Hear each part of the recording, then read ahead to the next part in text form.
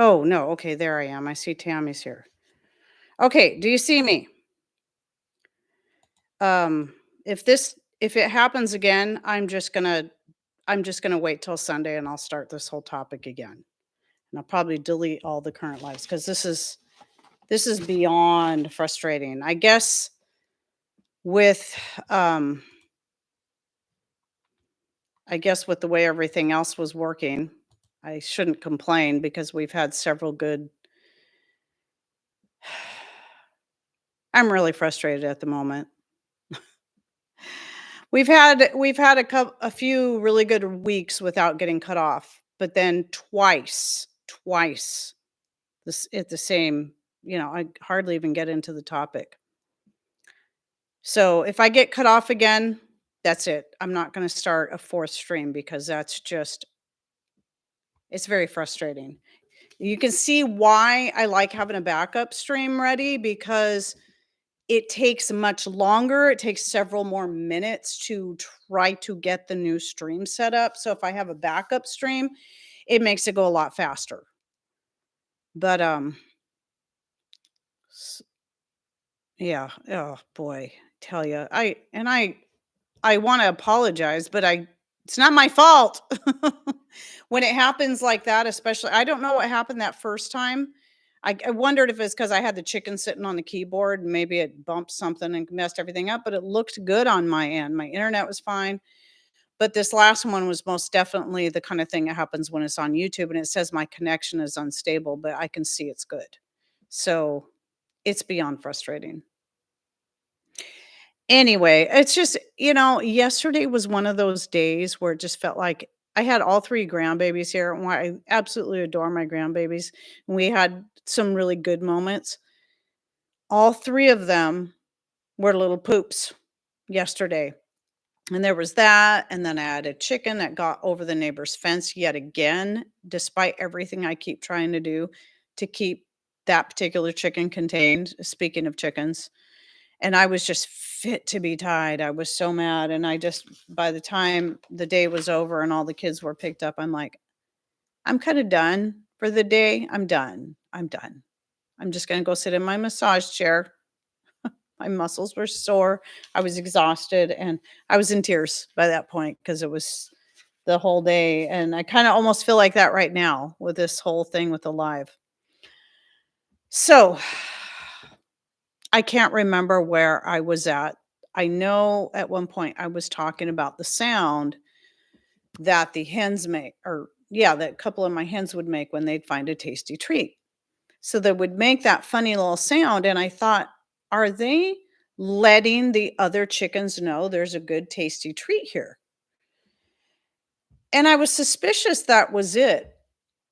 But then after once Antonio got to be mature, I noticed he started doing that same thing, making that same sound. But this time I noticed the hens were far more responsive when he would do it. And now they know. They know when he makes that sound, they all come running. If one's in the nesting box in the coop trying to lay an egg, there's a certain one that will do this. If she hears that sound, she won't finish laying her egg. She'll come busting out of there to find out what it is. Thank you, you guys. I really appreciate that. Um, and it's really kind of cool. And he won't eat any of it right away. What he does is he actually picks the food up and drops it and picks the food up and drops it. And he keeps doing that. And that's how the roosters show the hens this is good food. You need to get in here and eat this. This is good for you. And I absolutely adore that. That is a rooster taking on his role as provider. Okay. And then he's got the role of protector. He protects the hens. If he sees a hawk or he sees danger, he makes another type of sound and the hens know to go take cover. And he'll stay out and keep an eye on things. So I think I told you the one day about the cats that were peeking through. I knew something was going on because the cats were, or because he was pacing back and forth in front of this fence. And, the hens were all kind of alert, but off on the other side of the yard, and he kept pacing back and forth and making the sound, and he'd crow and he'd make that sound, and then I noticed these 2 cats were peeking through, and they were watching him as he was watching them. So I chased him off, but I'm like, I just really, really love that. I love how, these God-given roles, right?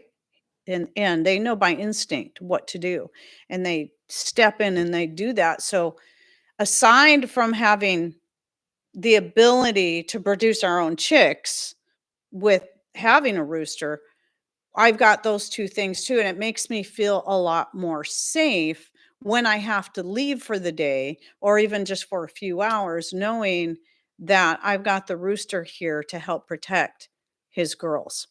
I love that so much. It is it's just been a true blessing. Well, then, and I've shared this before, but I was really debating this year because I want to get more pure buff Orpingtons. That's what I really wanted to get. I want it because I'm finding the more different chickens I try, the more I keep coming back to the buff Orpingtons because they've been such good birds, and because they're heavier, birds are less likely to hop fences and whatnot. Um, and so I was thinking, well, maybe I should just go ahead and buy some more buff Orpingtons instead of hatching out more chicks this year. Pure buff Orpingtons, because even though I have some buff Orpingtons, the rooster is not a buff Orpington. He's a mix. He's gorgeous. He's beautiful. I love him. I love how he looks. He's this bronzy, lovely color that just glows when the sun hits him. And he's sweet. I mean, well, I shouldn't say sweet. He doesn't like let you go up and try to pet him, but he won't, he'll run from if you try to pick him up or anything. But at the same time, he doesn't try to attack you. He does like to keep an eye on me though if I'm handling the girls. It's it's pretty sweet. He watches me like, "What are you doing? What are you doing to my girls?" But he's never tried to hurt me. Yeah, there are buff Orpington roosters. Yeah, you would have to have, if you want a pure buff Orpington, you'd have to have a buff Orpington rooster. But regardless, Isabella, who is a product of Antonio, and then my oldest hen, Claire, my oldest buff Orpington, she's gonna be a great hen. She's sweet, she's becoming sweeter with time. She's just coming out of being broody, and I noticed that a lot of times when hens go broody, they tend to be even more sweet after that first, round of being broody. And I think she's gonna be my favorite. So now I know I have someone to replace Claire when she finally bites the dust or we have to put her down. Because Claire and Broomhilda were my 2 sweetest buff Orpingtons. So, at any rate, there's just so many things about the buff Orpingtons I really, really like, and they're good layers. And as much as I like having those olive green eggs, uh, finding that chickens that lay those more fanciful colors don't lay as often or as heavy. At least what I'm finding, and from what others have shared with me, it sounds like that's kind of across the board. Um, yeah, animals don't forget if you're mean to them.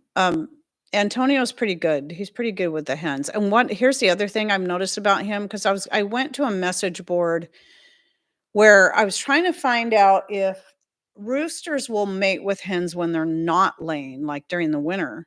And what I found in there is like, oh, they don't care. They don't care. I notice it's okay, Deb. And then I had to start a third stream because everything was weird. So I'm surprised you found me. But Antonio, when the girls were molting and they weren't laying, he left them alone. He only would mate with the younger ones that were still laying, and then once the older ones started laying again, then he started mating with them. I'm like, "Okay, well, Antonio's proving everyone else wrong, so either he's unique, or he's just a good guy." He's very considerate.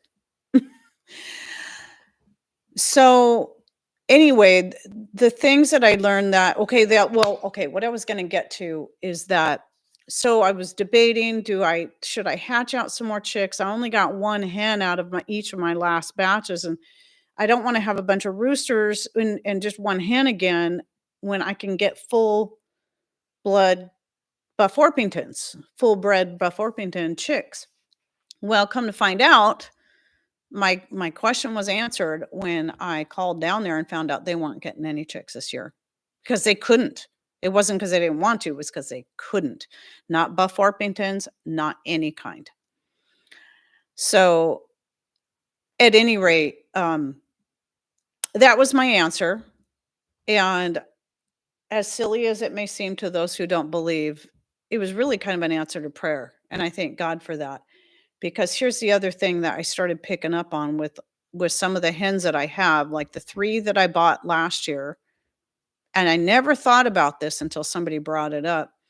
And then 2 that I bartered for that from a friend that had bought hers from a nursery somewhere, and a couple others I got that none even the Buff Orpingtons I got last year, they're not near as healthy as the Buff Orpingtons I got 8 years ago. Not near as healthy. I mean, well, they're not bad, but I noticed there's one that always seems to have some kinda issue. I mean, she seems energetic enough, and she seems to lay good enough, but she just doesn't they're smaller, generally speaking, than my original Buff Orpingtons, and they just I don't know, to me, they don't look as healthy as my older chickens did. And so with that but then I look at Isabella, whose father is Antonio and whose mother is Claire. She's a healthy chicken. I mean, not only did she start laying sooner than any other chicken I've ever had, she also went broody almost immediately. And now that she's coming out of being broody, she's just she's so sweet. I love her to pieces. She's a pretty bird. She looks like a Buff Orpington, except for her backside is more, she goes from being gold down to kind of a medium brown in her tail feathers. And I think she's beautiful. And so I got to thinking, what are they doing to those baby chicks before they ship them off to these different places that sell them? What kind of vaccines are they giving them? I don't even think about that because I just don't do that. I mean, I didn't even get our dog vaccinated. I mean, he had when he was a puppy, the person that was selling them gave him some of the very first vaccines they're supposed to get, but I've never taken him back for any more vaccines, never. And he's been very healthy dog. So, at any rate, yeah, and I wouldn't do that with my chicks, and so I look at and Guinevere is the other hen that I hatched out last year, and she's very healthy. She lays an olive green egg. She doesn't lay as often as the Buff Orpingtons, but she does actually lay far better than her mother did. And her mother was one of those that was more sickly all the time, but I think that, Antonio has made up the difference in that. And Guinevere is a pretty healthy bird. So with that, I'm really thankful that I went ahead and took that step and hatched out my own chicks. Now I'm praying that of course it's already been decided by this point, but I'm praying that at least 5 of them are hens and I don't end up with 9 roosters and 1 hen, if I go by my last 2 hatchings. 3 roosters and a hen, 2 roosters and a hen. Maybe it'll be better odds since I've got 10 chicks. But yeah, as you saw in that short that I posted earlier, so that was yesterday. I was gonna try to keep them in here. Usually I'll keep them in 2 to 3 weeks in that little box, or at least the last 2 times I did it. Or last 3 times actually. But they were with 10 of them. I changed the bedding once in a week and a half. I'd changed the bedding and it was really needing changing again because it was in just a week and a half. I'm thinking, wow, I might have to change this bedding again, and it's getting stinky in there already. But I noticed that when they were all sleeping, all huddled up, that was one thing, but then when they were moving around, they were filling up that little box I had up here, that we'd put together last year. So I'm like, well, Patrick built that, you know, more permanent box. Yeah, we can take it out of the coop whenever we want, but it's actually in the coop and it works out really good in there. And so I actually put like a piece of fake grass on top to help protect the top of it because the older chickens like to get on top of it and poop. I can just take that and I shake it out and then lay it back on there. So it's keeping it a lot cleaner on top than before. But you can see the handles all scratched up too, where the chickens sometimes will hold on the top handle where you can open that big old lid. But that when I as soon as I put the chicks in there, you could tell they're like, "Wow, we got so much more space in here," but they're gonna fill that up pretty quickly too. But it's nice because it's down low on the ground, it's in the coop, so every time the chickens go in and out, they go in to eat, they go in to lay their eggs, they come back out, they go in to get up on the roost, whatever, they're constantly passing by the chicks, so everybody's seeing each other. Everybody's seeing each other. And so that's working out really, really well, having that like that.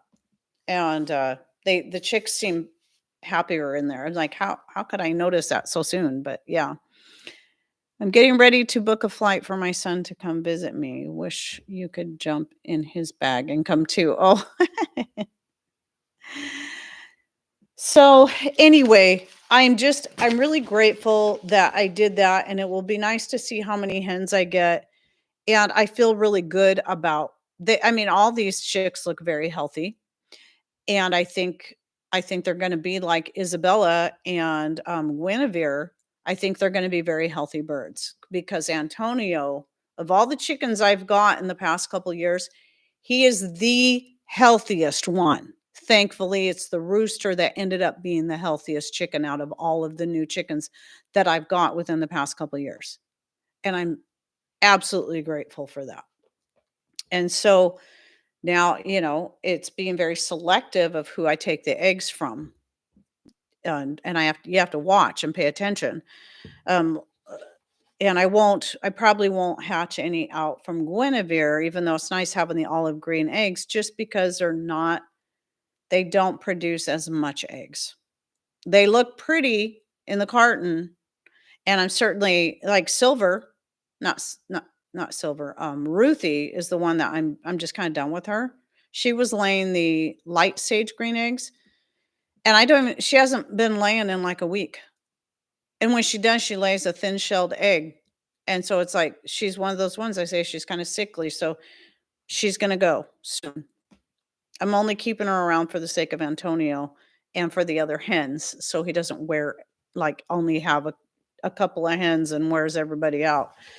But, so I'm praying that a good amount of these, new chicks will be hens and not too many roosters. I don't mind having at least one because I already have promised one to somebody, but, what any other roosters we get, if I can't find a home for them, they're becoming dinner. They'll go to freezer camp, and I'm fine with that. If I'm gonna raise them, I gotta get something out of them. So, anyway, but that's kind of that's the cycle, and that's one of the things you have to learn, and so, we had to learn how to butcher chickens, we had to learn how to get over, that hard part of, "Okay, we're gonna have to take these chickens out." I raised them by hand, but we gotta take them out, and it's not that it necessarily gets easier to take out a chicken, but you kinda resign yourself to you realize that, okay, either way, I'm gonna go down to the store and I'm gonna buy chicken that I don't know what it's been injected with and what it's been fed, but somebody had to kill it, somebody had to butcher it, or I'm gonna raise a chicken, I'm gonna make sure it's got good organic, healthy feed, and then it's gonna turn around and feed us either through eggs or through meat, or maybe even both. So, that's just life, that's the way it is, if you wanna be a meat eater anyway. Um, Personally, we need we need our meat and eggs. We're all healthier here when we have animal products. I know that doesn't apply to everyone, but it applies to us. And I can absolutely say that with I can say that with absolute certainty, being one who's been a vegan at one time and a vegetarian at another time, and both times were not good choices. No matter how healthy I was eating, no matter how good I was being about it and trying to get all my protein and all, nope, it wasn't the best choice. I needed those animal products. So, I know that my chickens are raised healthy. I know they have a happy life. And I can't say that for the chicken any chicken I buy from the store. I mean, even for butcher box, with their organic chicken, or even, as your standard. It might say organic chicken, farm raised, whatever. You still unless you're there watching it, you still don't know. Um, so let me see. Now as far as, obviously there's the benefit of the getting the eggs and the meat to having chickens. And then, if you have enough hens, you can turn around, especially if you're doing like what we now really finally gotten into, and that's reproducing our own chickens. Well, you're going to have this phase where you're going to have a bunch of chickens, roosters that you're not going to keep, and you're going to have to cycle through them. So you can go through when you've got young roosters, you've got cockerels. Cockerels eat, they go through a ton of food until they become fully grown adult roosters. They eat so much. They're just like teenage boys. Just like teenage boys. I cannot believe how much feed we go through when I've got young roosters. But um you can, if you're getting enough eggs from your hens, you can sell enough eggs. You can get enough eggs that you're not only taking care of yourself, but you're also able to sell your excess that can pay for your feed. As it stands right now, my feed's getting paid for through the eggs I'm able to sell. And we still have eggs for ourselves. And I still have some eggs I can give to family, even with the few hens I've got laying. Because I've got one hen not laying at all right now for whatever reason. And two of my other hens are laying very sporadically. They started out laying really good. These are a couple of the ones I bartered for that were purchased from I don't know where, and I don't know what all's been done to them. They're only a year old, and they started laying really good, but now they're very sporadic. I never know if I'm going to get an egg at all, and if I do, if it's going to be a solid shell egg. And it's just they didn't start out that way, and I find that really strange. So, but all the rest of my chickens are fine, and laying me good eggs. I'm not having issues with them. So that just tells me right there that I'm thinking, though, I would still at some point like to probably get some more pure Buff Orpington hens, because I'm going to want to keep not having too much inbreeding going on. I'm still going to want to introduce some other hens, but I think I'm gonna be really careful about where I get those from now on, and I'm probably gonna try to stick to getting them from local people. I don't know if there's anyone local that raises only pure Buff Orpingtons, but maybe there's some other good breeds out there that I haven't tried yet that are like the Buff Orpingtons, that are, have the same kind of demeanor, are good heavy birds, and, just good chickens all the way around. But that's what I'm gonna have to do at some point. But, anyway, so I had several other points I wanted to cover. This video is gonna be so disjointed when I go to because I'm gonna have all these different parts I'm gonna have to download. I'm still very irritated about that. So, obviously, the other benefits of having chickens would be, they're good for your garden. They keep the pests cleaned up, and that includes baby rats and mice. They will eat baby rats and they will eat mice. And they will also, not all chickens will eat slugs, especially the bigger slugs, but you can train your chickens to eat slugs if they're not. I mean, especially if you start them young. Feeding them if you find little tiny slugs, feed them those, or even take a slug and cut it into a few pieces and feed those to them.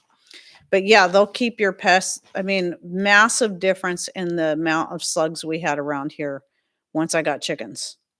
And we allow them through a good chunk of the year, they're allowed to roam free in most of the garden areas. Some garden areas, no, just because I don't, like my western garden and my little south narrow garden out here, they just can't access it.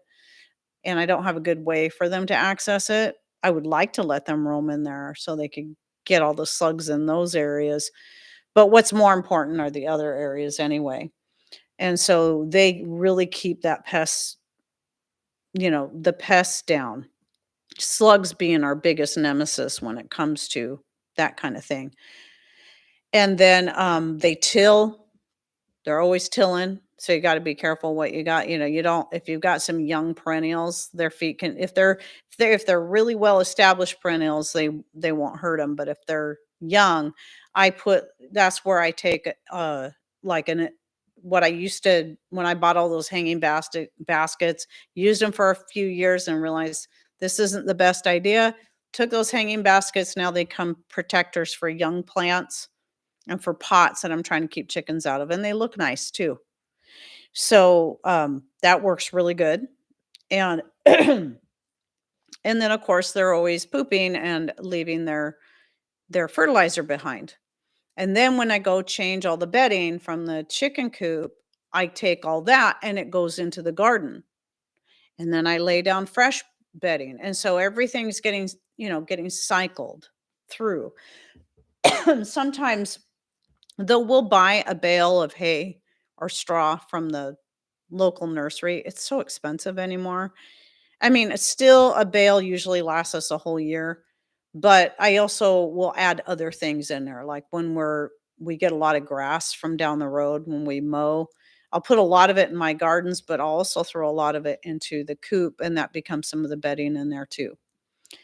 And anyway, so we just make the most of it, and then it's all natural. None of this stuff has been sprayed with anything, and then we turn around and we can put that in the garden, feed the garden, and the chickens get to eat out of the garden at certain times of the year, usually in the late summer. Once things are either mostly done or tall enough that the chickens can't and sturdy enough that chickens can't dig them up or eat them all, they're allowed to roam free. And that way, sometimes they'll even get to get in there and eat some of the greens that they really like the borage and the kale and some of those different things. So, not that I don't throw that stuff to them through the season when they're not allowed in the garden areas. Um, and then, of course, um, there's just the entertainment and joy you get from having chickens. Now, yesterday, I did have a moment where I was not feeling very joyous about my chickens when that same small Buff Orpington, despite every measure I try to take, got into the neighbor's yard again. The neighbor's not angry about it, but I'm angry about it. And I'm kind of angry at them because we had a working fence between us, but it has to be on their property. And so they decided to take it all out and have not offered to rebuild a fence, even though it's on their piece of property. And I really need it to be at least 6 feet. So, and I think it would help if the chickens couldn't see. So what I did was I bought some fencing, temporary fencing, just until they get around, but I don't think it's ever going to happen. But it's still not tall enough. The chicken, I've got 2 chickens that still keep, especially the one, getting over it no matter what I do. And, I think if they couldn't see through into his backyard, which is also all garden, I don't think they would try to get over it. So I've got an idea that might help, but, I'm just kinda at my wit's end with that. But anyway, re despite the frustrating moments, it's kinda like with the grandbabies yesterday. I had some pretty frustrating moments. A couple of them had to get spankings yesterday and put on timeout, and my goodness. But you know what?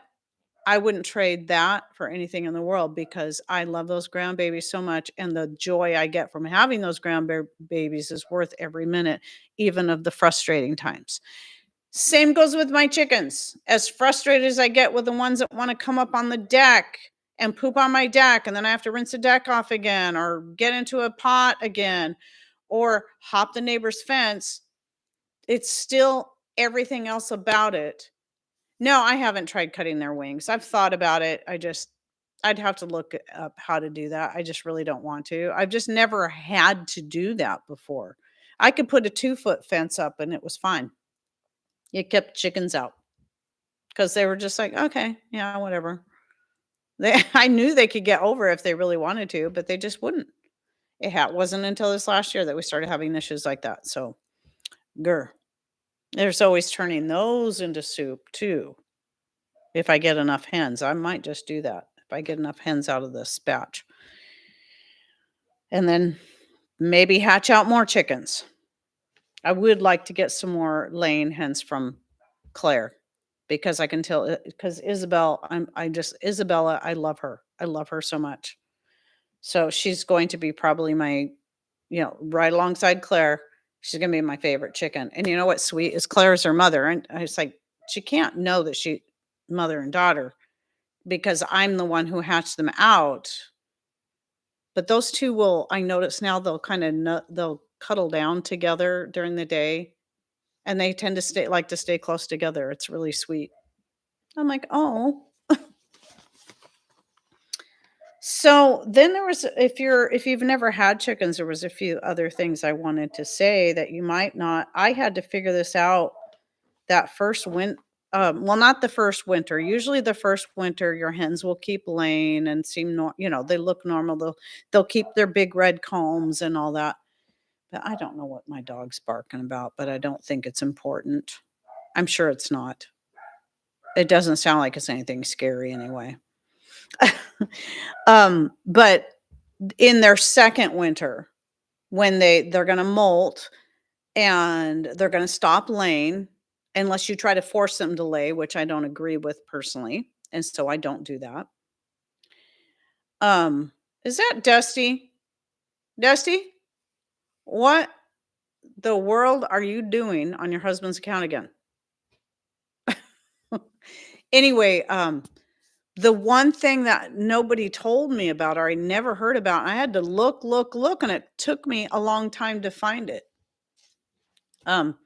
I don't think that Adam is actually Adam. I think it's his wife, Dusty. Yeah, see? See? I love it that you come in here. Oh, you ladies, all you guys all crack me up. Well, you're not all ladies. I saw Billy in here earlier. And sometimes Tyler comes in. Um on one wing, just one wing, that's it. 1 inch off the ends of the feathers. I didn't know if there was like just certain feathers you cut or if it was all the wing feathers. I was thinking it was more just like the ones on the end. Just one wing. Oh, that's interesting. Well, that can't be too hard. And I don't think that would hurt them. I don't think they have nerve endings in their feathers. What was I saying? It's all Dusty's fault. I'm gonna blame her. There she is. There she is on her own account. Oh, okay. So the winter thing. So their combs and their wattles, they will shrink. Just when you get used to the look of if you have a small enough flock of chickens where you can tell them apart by their combs, just when you get used to that, winter will come and their combs will lighten up from a deep, even bright red to almost pink. And I remember when I first saw that, it scared me, but I noticed all of my hens were doing that. I'm like, what is wrong with my hens? And they shrunk. Their combs just shrunk, especially the ones that had the biggest, floppiest combs. They just shrunk right down. And I'm like, what is going on with my hens? And, all the red parts, anything like around their eyes, their earlobes or whatever, uh, everything does that. That's just what they do when they're not laying and during the winter. It's totally normal. So if you're new to chickens and you see your chickens do that in the winter, I don't know why more people don't tell you this. That is what happens. And then you'll know when they're getting ready to lay because those combs will start getting brighter red and they'll start growing again, and then they'll start laying. And then when you see their combs start turning purple and you notice that they're getting listless, you know they're coming to the end of their life and they're most likely going to die from congestive heart failure. That's just usually how they'll die. And I had to learn that one from experience as well. I had the first two of my original Buff Orpingtons. I had two of them whose combs were, while everybody else's combs were turning big and bright red, theirs never got bigger, but they went from pink to purple. And I noticed they were like falling asleep on their feet at any time of the day where everybody else is busy. Usually, when it's that time of the day where they get sleepy, they'll just kind of lay around and start sleeping. They'll fall asleep in the middle of a dust bath or something. No, these will be like everybody else is busy, and they'll be standing there, and then they'll just do this thing. So that's a good sign that they're at their end of life. And so after the one chicken did definitely die from a heart attack, it was clear because I wasn't sure. I was like, I didn't know what to do. And they'll also when they know they're getting really close to dying, like any second, any minute, they will go hide somewhere. And yeah. So when I knew for certain that's what it was, and that first chicken died, the second one that was acting the same way, we just went ahead and took her out so she wouldn't have to go through that. Because I didn't see it happen. I almost saw it happen. I was just outside the coop when Gladys had her heart attack, and I could hear her flapping around in there. I knew she was in there trying to stay away from the other chickens and laying on the floor. And I just let her be. And I was just outside the chicken coop, and because that's where my snow peas are. I was picking my snow peas when I heard the flap, flap, flap, flap, flap. And I thought, oh, I better go in there and see what's going on. And I open up the coop door and see her laying there. And I actually watched her take her last breath. And that was the first chicken I had that died, that I saw die. And it was hard. It was hard that first time. I cried. But and I'll probably cry when either Claire dies on her own or we have to take her out because we know she is dying. Um, because she's been a pet. Such a sweet girl. You can pick her up and she's so calm and she just boop, boop, boop. And her daughter's gonna be the same way. So I heard, not sure it's true, but the larger combs help keep them cooler. Well, that's interesting. Huh. Well, I assume that I was thinking it was, well, they're more red because they also have more blood flow going. You think they'd need more their blood, well, I guess it wouldn't matter either way. But at any rate, just a couple of tips that if you're one like me who's got some really good layers and they're really just good chickens, and you don't wanna have to, we're gonna have chickens that we're gonna keep cycling through. We're gonna, like, have them for a year or so, let them lay, replace them with new hens. But then there's those chickens that are just really good layers. They're really good chickens all the way around, and, yeah, it's kinda hard to to take those ones out so soon, especially what if the ones you replace them with are jerks like Ruthie or terrible layers like Roxy was. It's like I hate to take out a really good hen, and I'm glad I never took Claire out because Claire, she's 8 years old and she's laying every day. Every day. I don't think she's missed a day since she started laying this season. She's been a super, super good bird. Sometimes she needs help getting up on the roost and stuff because I think she did something to her hip, but she's old. But I did kind of make some sort of steps where she could hop up on there and hop up, so she can get up and down off there by herself. But usually in the morning, I'll still lift her off the roost just to give so one less thing she has to do. So at any rate, it is okay. Let me see if I covered all my main points.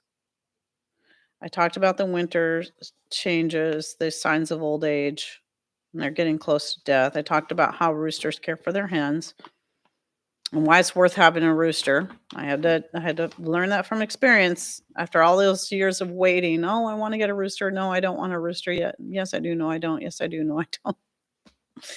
I'm glad I have a rooster. Very, very blessed. And he's, like I said a billion times, he is such a great rooster. So, yeah, I think that was all my main points.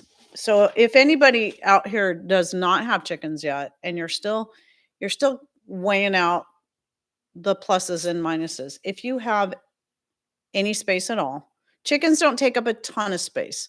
I mean, you could always start with quail if you have very, very little space, and you have certain restrictions where you're not allowed to have chickens. Usually, you can get away with having quail. Some people even keep them in like a garage because they need so little space. You can just make a little tiny coop for them and they're fine. And they produce quickly and grow quickly. And so if you're using them for meat and eggs, you can just keep them going through. And I don't know if I'm correct on this. Maybe somebody will know. I can't remember if um are quail eggs more do they have more nutrition than chicken eggs? Are they more condensed in nutrition? I know that smaller chicken eggs, like when your hens first start laying, they usually lay small eggs to start with and then they get bigger. But I recently learned that the smaller eggs are just as nutritious, have just as much nutrition in them as the bigger eggs, for the size. It's just more condensed. So, I'm wondering if that's true about the quail eggs, but at any rate, quail produce more eggs than chickens. So, you could actually even though their eggs are small, you can actually end up with more egg altogether than what you can get out of a chicken, from what I understand. But other than that, I mean, because I was learning before we just settled on chickens, I was spending a lot of time learning about quail because I was thinking about going that route. And they're quiet. They don't crow. They don't make a lot of noise like chickens do. Even hens can be pretty dang noisy, especially once they've laid an egg.